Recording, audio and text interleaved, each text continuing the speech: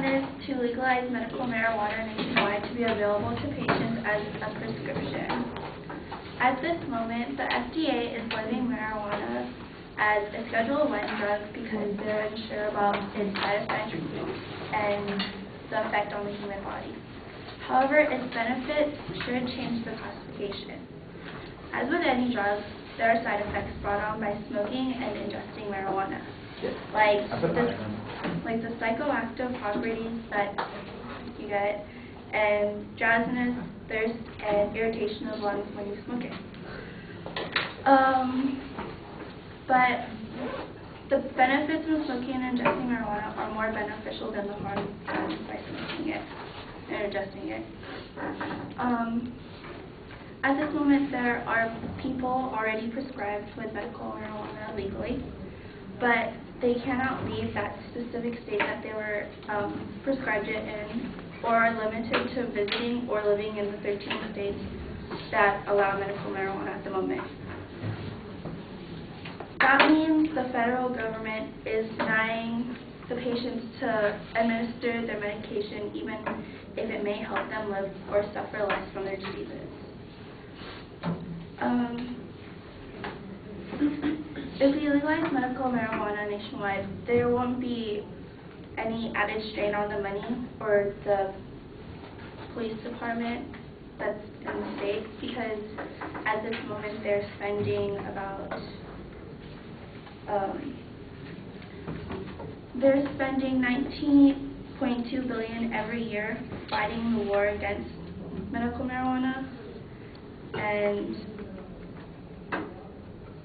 if they legalize it, then that allows them to tax it, and it would produce about $660 million for the federal government.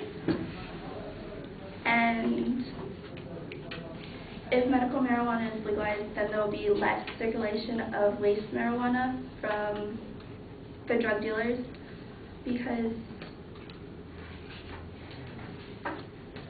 Christina Wong from ABC News says that 80% of revenue from the cartels is marijuana. So if they legalize it, that means they'll get regulated marijuana instead of going to the drug dealers, so they will lose their business. And the reason why,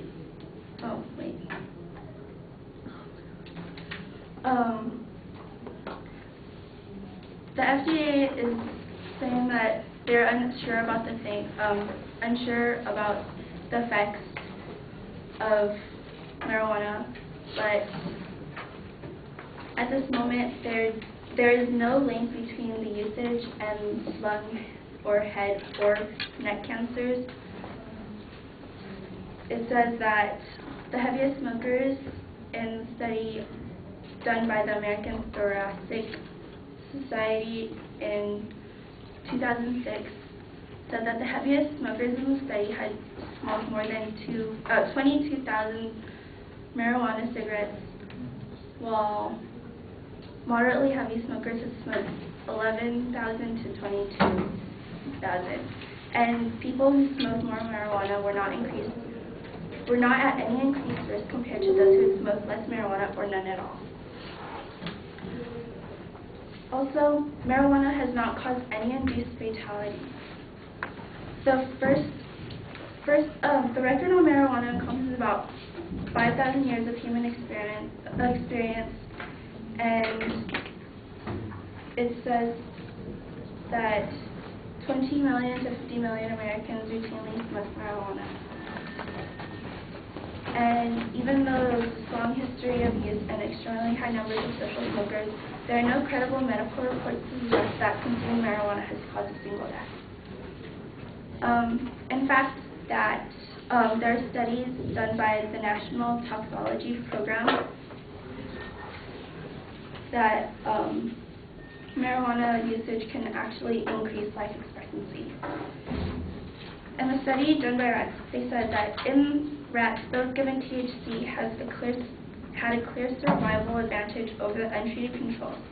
This effect was statistically significant in all dose groups in both males and females. Also, the FDA is worried about marijuana being a gateway drug or causing them to get addicted. But the Institute of Medicine in 1999 stated that it does not appear to be a gateway drug to the extent that it is cause or even that it is most significant predictor of serious drug use. And medical marijuana can be used as treatment for opioid dependence, meaning they'll have less drug dependence. And it says that to these rats placed under stress from birth, the researchers administered increasingly high doses of THC during the period corresponding to their adolescence, and they observed that unlike results previously obtained, the rats no longer developed typical morphine-dependent behavior. And even though one of the side effects of marijuana is a psychoactive property, they have found out that there are 60 to 70 cannabinoid extracts, and only one of those, which is THC, has psychoactive properties. And also, the medical marijuana is safe enough to use even during pregnancy, because a woman who got pregnant during her 20s has hyperkinetic involuntary movement, which doesn't allow her to gain weight. So she was prescribed dronabinol, which helps her gain weight, and it stimulated her appetite and assisted with the weight gain, and ultimately she delivered a healthy appearing baby with no complications.